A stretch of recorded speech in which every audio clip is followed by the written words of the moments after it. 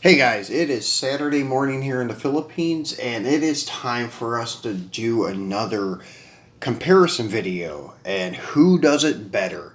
This is between three manufacturers instead of just two like last weekend.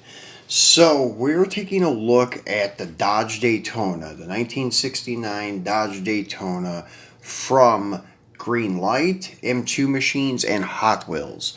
So we're going to take a look and compare details and see who does it better. So, anyways, what better place to have this but at Mr.Norms Grand Spalding Dodge? So I've got one car from each manufacturer out here. And if you guys follow these manufacturers, you know the roots of these cars, but I'm still going to go over that with you. So first off, let's take a look at the M2 machines. So the M2 machines here is one of their standard looking cars. It looks pretty much stock. It's from their driver series. The reason I picked the driver series so it would be compatible with the Greenlight and also the Hot Wheels. The driver series does not have any opening features, so that is similar to the Hot Wheels. Greenlight has an opening hood, but still yet no opening doors and anything like that. So that's the reason I picked this particular one. But I will show you a version of the other casting, and I will also show you the Holy Grail for Dodge Daytonas. But anyways, first off is this M2, and very nicely done. As I said, I really prefer the driver series with no opening parts. So no opening doors, no opening hood. It has nice lines. Everything lines up good. Looks great. This one is about as close to stock as they get with the driver series most of the time. Now, some of the later editions may look a little more stock, like the advertisement cars and such, but back in the day when they first launched M2, usually the driver series had big blower motors and things like that, or stack injection like your Hillborn or Inglis fuel injection, and that's why this has that tubbed back end. But besides that, it looks pretty much stock. It even looks like a Plum Crazy, a little darker than your typical like stock Plum Crazy, but close enough. White interior, white tail stripe, and as you can see, they did good with detailing the grille, hood pins, all the window trim is detailed, door handles are detailed. And I really like their choice of wheels and tires for this one. Looks really good. Separate chrome bumper, detailed tail lights and such. Plastic chassis, whereas their higher end series have metal chassis, but plastic's not bad because that's what's on the Hot Wheels. And that's the reason I like this one, because this one is more compatible to compare to the Hot Wheels because it has that hot rod look. So this is your M2 machines. So looking at Hot Wheels next, this casting in particular came out right after the Fast and Furious movie was launched with Dom's Dodge Daytona. And that's what this casting was designed for, was the Fast and Furious car. Then the following year they started launching other variants of it and so forth. Then in 2000, I think it was 15, they released this Super Treasure Hunt, 15 or 16. So this is the one that I have in my collection. I have another stock variant that's just a main line that I borrowed from Ethan to show you guys too. But this really has nothing spectacular done to it other than any other main line, except for the Spectraflame green. It's not just a standard, I think it was like a dark green, or maybe it was even a subline. I can't remember what the stock variant looked like, honestly. But anyways, this one has the rubber tires and then the Spectraflame paint. So it does make it look really nice. Love these wheels and tires on Hot Wheels. This is my favorite wheel variant by them, the 5 spokes. But for realism and such, it does look cartoonish because the diameter of the front wheel is smaller than the rear wheel. The rear wheel opening is kind of radiused, not really radiused, but stretched. It's lifted so you can clear the bigger tires. And even in the Fast and Furious, the car wasn't done this way. The tire or the wheel opening was still stock, and it kind of covered the top half of the tire. Then they have the exhaust outlets on the side, which is okay. I mean, that's hot rod look. It was also like that on the F&F car, but it actually exited through the quarter panel metal itself, whereas this one comes right in underneath the quarter panel. But still, yeah, not a bad attempt, and it's only a $1 car, may I remind you. So, versus like the $6 and $7 castings. And yes, this is the Super Treasure Hunt, so it is a little more detailed, but not really. When it comes to lights and things like that, they don't really detail anymore on the Super. No like details on the front end, but really these cars didn't have any details on the front end. As I said, on the M2 machines, though, there is a slight little grill there that they did highlight and detail. This one doesn't have it. It has like a little indent there where there should be a grill, but they didn't do any detail. Detailed marker lights, though. No detailed tail lights, plastic base, and then your tail light panel and bumper is made to the base and such. So, overall, I mean, it's your typical Hot Wheel car.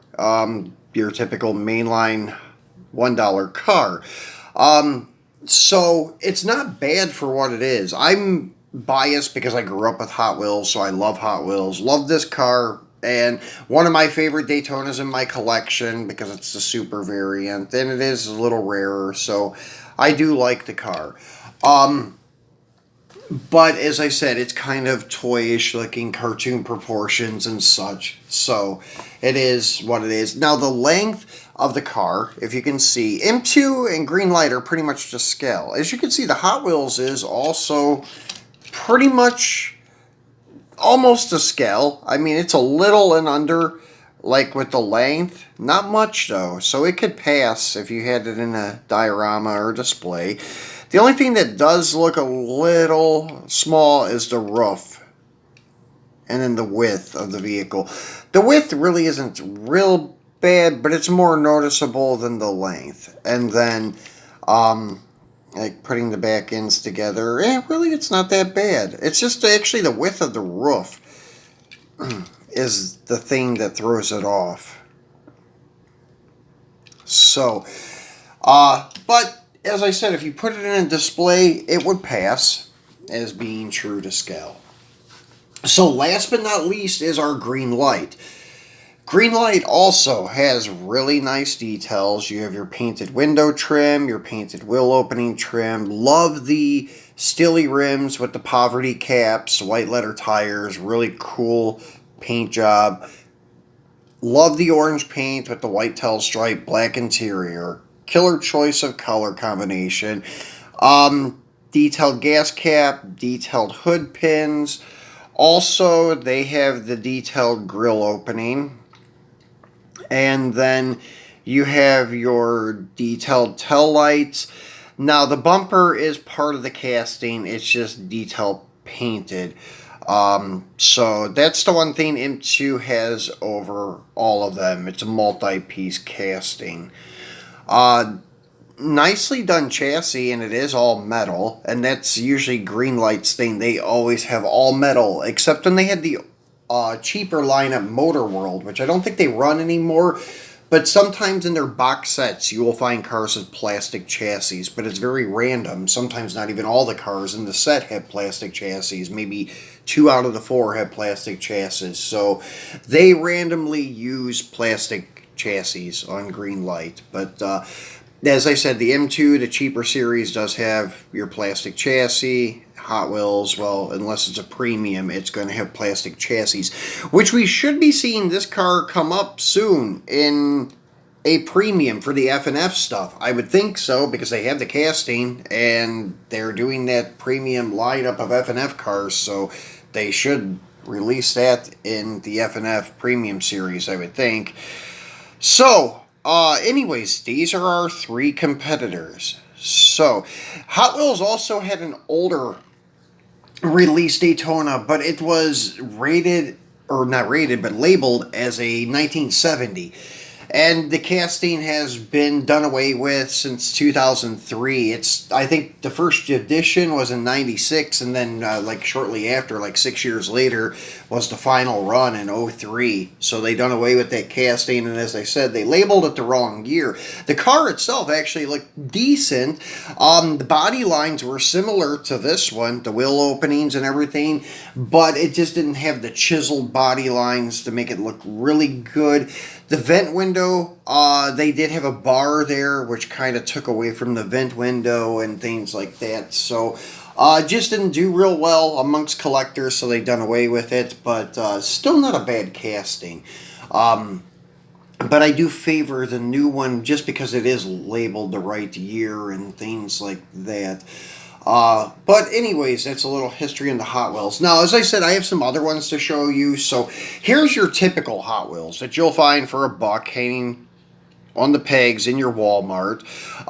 This is from, I don't know, a year or two ago from one of the Flame series in Hot Wheels. But just to show you what you'll typically find, since that's the Super Treasure Hunt. So this is what you're typically going to find for $1. And as I said, they all are based on the Fast and Furious casting with the side exit exhaust and such. So, cool car for $1. Then, as I said, M2 does have higher end castings of the Daytona in like the Detroit Muscle series and other things where they do have opening pieces. So this is one from Detroit Muscle. This is from their breast cancer awareness thing. And you can see that this has like stock wheels and tires on it, and the doors and such do open, but sometimes, as I said, the doors and things don't open so well. They don't cooperate, so I don't want to force them open because that's sometimes how things get damaged. But yeah, that's the downside with the M2s with opening parts, especially the doors. The hoods I don't mind so much, but the doors sometimes cause problems. They don't line up good, they break, and things like that. One thing I forgot to point out on the Greenlight, and this is the downside of the Greenlight. The width of the tires, they're a little bit fat. This one's not too bad. The ones that are bad, that look really bad, is on their E-bodies. They look way too wide. This one is not too bad, but still it looks a little bit too wide. Now, the perfect wheel and tire combination from Greenlight that is not too fat, perfect, is the Magnum 500 style wheels and tires. That would be these guys here. So these they did perfectly. As you can see, the width of the tire is great. The wheel looks great. So when you buy Greenlight Daytonas, if they have the Magnum 500s, they're perfect. But anything else is a little bit too fat, like the Stillies and the Mopar Rallies. You're going to get this. But on the B body, it doesn't look so bad. On the E bodies, though, it does. But still, yet, I mean, if you look at it, it does look a little too wide. But tolerable. But that is the downside on theirs. Sometimes they use too fat of a tire. So, going to another casting from Greenlight. This is like one of their more popular ones that you guys see in my diorama often. Joe Dirt's Dodge Daytona. So this one is really sought after in the collector world. A lot of people want this or have this in their collection. Pretty cool car. I love it just because of the rustic look, and it sits over at my diorama with all the beaters and such. But even this one, as you can see, it has the wide tires on it. As I said, the only ones that they got spot on correct were the Magnum 500s. So, last but not least for our lineup and for our show today is the Holy Grail of Dodge Daytonas. For me anyways, and I guess I would say for most, this is it here. This is your Super Chase from M2 Machines. This is from when they were still called Muscle Car and such. I think this is released too. And it is one of, I think, 108, but you're all chrome Dodge Daytona. So, beautiful piece. And it is one of the Grail pieces that I had wanted for a long time for Mopar chase cars. Finally got one a couple years ago. So this is one of the highlights of my collection. At least a highlight of my Mopar collection. So that is the Grail piece for Dodge Daytona collectors. I can't think of any other one that is rarer or more desirable. Maybe some like show exclusive like greenies, and then there is like the first shot Daytona from M2, which is less than 100 pieces. I think it's like 50 pieces, the chase one that has blue tires, I think. So that one's also a Grail piece. But overall, for best appearance and desire to have it, would be this chrome one, I think. In my opinion, I think it is the Grail of the winged cars. Even with the Superbird, I can't really think of any that would outdo this Daytona for like Grail pieces. But there are a lot of sweet cars out there. Like I said, the Super Treasure Hunt, I love it. That's one of my favorite Daytonas in my collection. But overall, if I had to pick, I'm going to have to give it to M2 Machines for their Dodge Daytona. Greenlight, though, is really nice too. The Greenlight, I think, is a little bit more authentic on body lines, because sometimes if you look at the nose here, it just looks like the nose on the M2 tapers inward too much, like an arrow.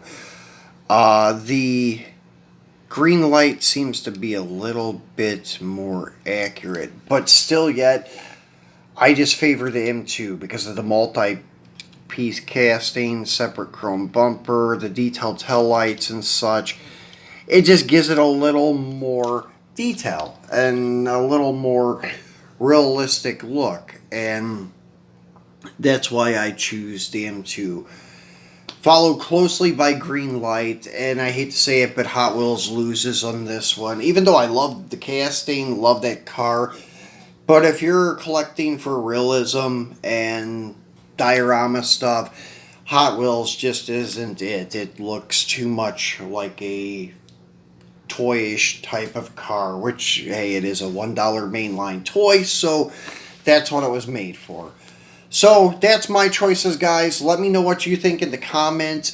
If you like these comparison videos, check out the link that I'm leaving here at the end. This is for a comparison between the old Hot Wheels Grand National and the new Hot Wheels Grand National, comparing the pros and cons of the old one, comparing to the new one. So that link is going to be here for you guys. And please don't forget to subscribe and like the video, share the video, tell your friends about my channel, and enjoy the rest of your weekend. We will be back on Monday to do a Hot Wheels Premium unboxing. Thanks for watching, guys.